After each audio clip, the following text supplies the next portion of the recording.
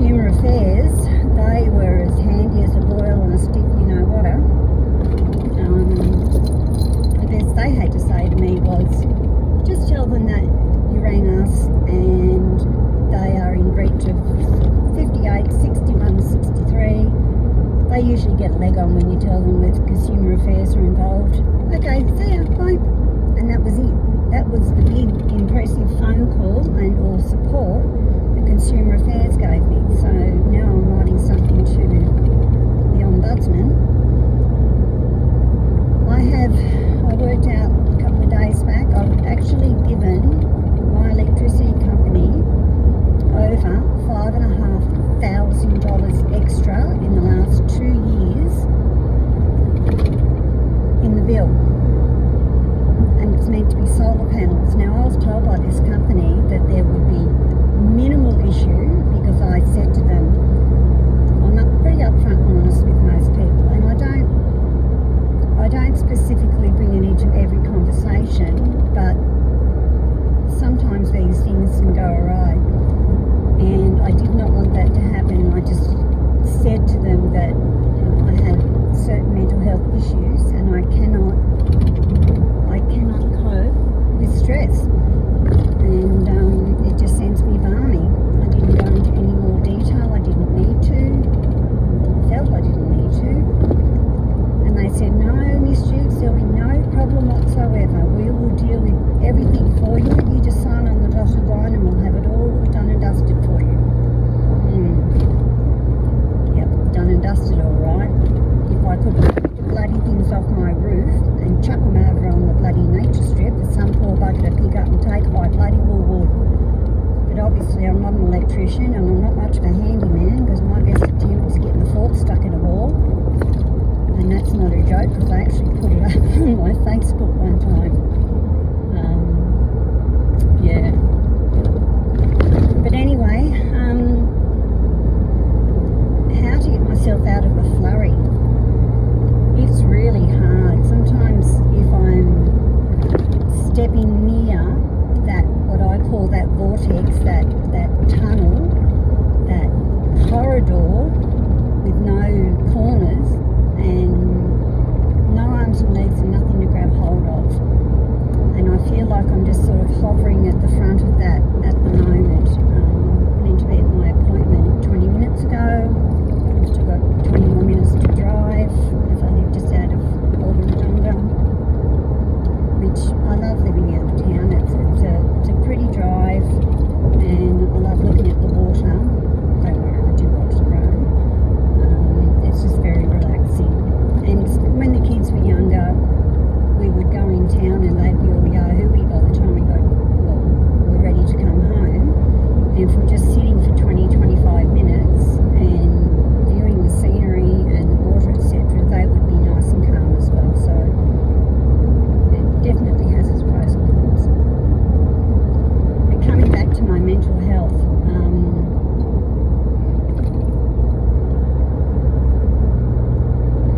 I suppose in a way I got quite fixated on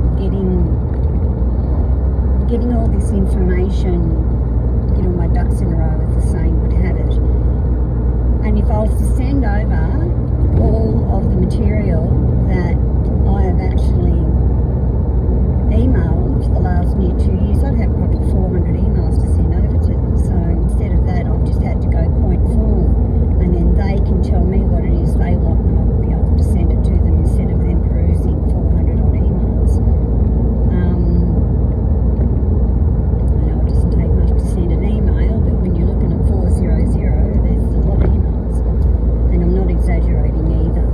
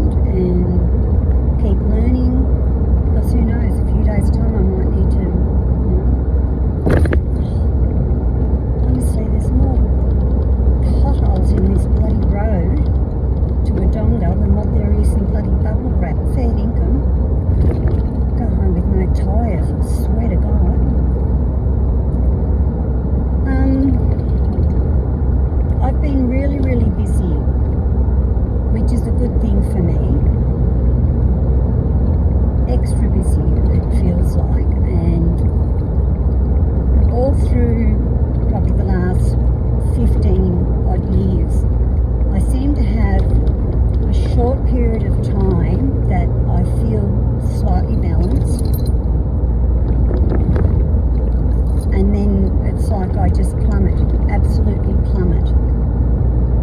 And sometimes I plummet and I don't even realise that I'm plummeting. One of my boys might go, "Oh, Mum, get back, what's going on?" I shared the other day that my son and I went grocery shopping Wednesday week ago, and I was that within myself. I was talking to him and I turned to look at him and my eyes were like big saucers because I was just so hyped up. I'd been on the computer nearly all afternoon trying to understand modern day technology, trying to, what I would call, simplify this podcast, trying to reach as many people as possible, which means that I'm needing to learn more. And Tony and technology are just oil and water, 2 worlds apart, if not further. But I'm willing to learn. It's like everything, I'm willing to learn. And willingness can be, it's a great thing. Anybody can be willing to do anything. I could be willing to go to the corner shop and buy some food because I'm starving.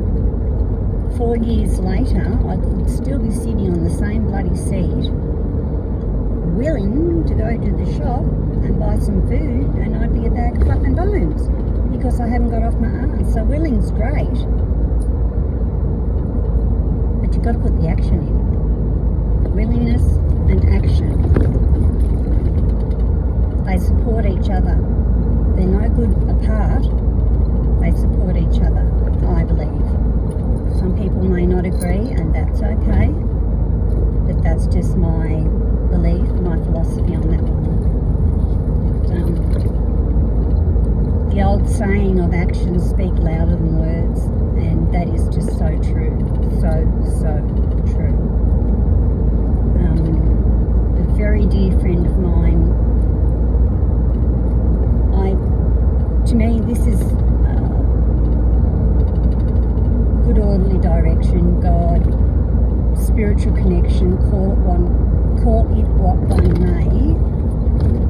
But a very dear friend of mine who hasn't been well, her face just kept coming to me, and I just thought, I have to contact this girl, this lady. Lo and behold, she actually contacted me previous, and she's not been doing too well, and it was really, really good to hear her voice. I felt quite sad that she's not doing very well. Mental health issues and addiction issues. I would never go names, I would never do that. That's her story to tell. It's the same for my siblings and everything. I would never say names or anything as such because it's just not appropriate. It's not appropriate. I need to keep clear boundaries, very, very clear boundaries, and especially with the format that I've chosen to share my life, I need to be quite rigid with my boundaries. Otherwise, it's just going to be so sloppy that I'll end up with my arse in court for defamation or whatever it may be. Don't get me wrong, I'm not saying that this is just a bullshit story, because it's not. I will agree that there are parts to my story, parts to my experience that people are going to go, oh, honestly, did that really happen? Well, yes, everything that I have shared, it happened. It happened. And whether someone else wants to believe it or not is none of my business. I can only share from my perspective. And there is just so much in my life that, yeah, sure, I wish to God it never happened. But if I sit back and really think about it, and I've read copious amounts of paragraphs on this, that if things weren't the way they were, I wouldn't be where I am today. And I may not be any Yahoo specific point, but I do feel better than where I was a few days back. And to me, the direction that I'm going is prevalent. The direction I choose to go is prevalent. I specifically choose to not go back. Sometimes something might come up and I might use something from my past as an example. And one of my boys might say, "Oh, Mum, stop living in the past." And no, I'm not living in the past. It's not about that at all. It's about an example of where I'm coming from with whatever the topic is that we're talking about. And so, yeah, I mean, some people in life may never experience anything of the like, may never.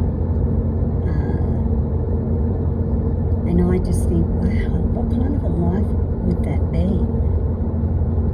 Even as a little girl, I used to sit back and ponder how my friends would be happy that their dad got home. I even asked, I know I've shared this a couple of times, I even asked, she was my best friend when I was 5, 6, and she had 2 sisters, and I was staying the night, sleep over when you're little. And their dad pulled up in the driveway and the girls were jumping up, "Yeah, Daddy's home, Daddy's home." And I didn't understand it. It just, I don't know, it really took me back. And I just looked at my friend and I said to her, "Why are you so happy?" And she said, "Because Dad's home." I said, "Do you always get this happy when your dad's home?" "Yeah." "Why?" "Me, why?" Spanish Inquisition on why her dad's home. Her answer was so sincere and just blatantly honest, because we love him. And that really threw me. It really, really threw me. I've never heard my dad say, "I love you." Never. Not once. I've said it to my mum a dozen times, and probably more than a dozen times. And it honestly it took years for my mum to be able to reciprocate that back. But I remember the first time I said it to her, she sort of pulled back from the hug and looked at me and frowned. She said, "You all right?" I said, "Why?" She said, "Well, you just said I love you." I said, "Well, I do. You're my mum. I love you." Okay, well, thank you. And that was sort of, I don't know if that's just coming from her era, or I'd like to believe not. I'd like to believe that that knocking is driving me insane, pushing buttons. I want to believe that at some stage her mum, who unfortunately died of cancer, what is this person doing? So on a wet week, honestly. There you go, a bit of road rage. Just rounding up. When my mum was 8 years of age, her mum was 40 when she had my mum. So my grandmother was 48 when she sat my mum down at the age of 8 and told her that she'd been diagnosed with breast cancer. And of course at the age of 8 you hear the word cancer, and Mum said to me that obviously she got very upset And her mother got very upset. Her mother gave her a big hug and said, Leela, I will not leave you until you are ready. And I just thought that was just so beautiful. That's the love of a mother. You know, that's the love of my mum's mum to her. There's only my mum and her brother, 2 siblings in the family. And it just, yeah, I will not leave you until you are ready.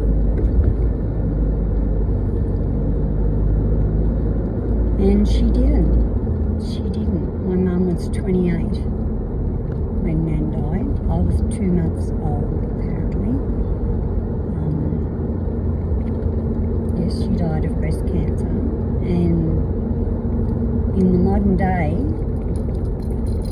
and I've shared this with doctors each time I have breast screening or anything like that, I've missed my turn, bugger. Oh, great.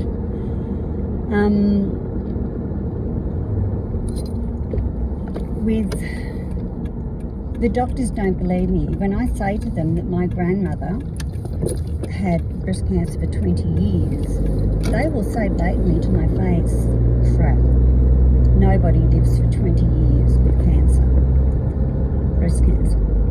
Well, she did. She did. And I wished I had the paperwork to prove it, honestly. Yeah. That being said, things are somewhat different today, both medically, ethically. People speak more openly now about mental health issues. People speak more openly now about domestic violence, etc. All those taboo type topics, whereas years ago, you don't speak about it. We didn't speak about it. Growing up, we all just instinctively knew to shut our mouth. You walk out the front door, you shut it. Doesn't matter what bruises you got or what bones were cracked or whatever it be, you just shut your mouth. You just didn't say anything. Though it was quite obvious to a few of the teachers at school. I remember one particular teacher, Mrs. Thorns. She was just a beautiful lady. Really, really beautiful lady. Lovely teacher. And she put 2 and 2 together, and she was a terrific support for me. Yeah, you know what I'm saying? I'm not saying names, I've just said her name. Yeah. Anyway, I've made it in town, and I don't know what the time is. I dare not look. I'll put myself into a bigger panic. But it will obviously be somewhat a shortened appointment today. But at least I've got my paperwork organised. So when I get home this afternoon, I tried to do it yesterday afternoon and I couldn't.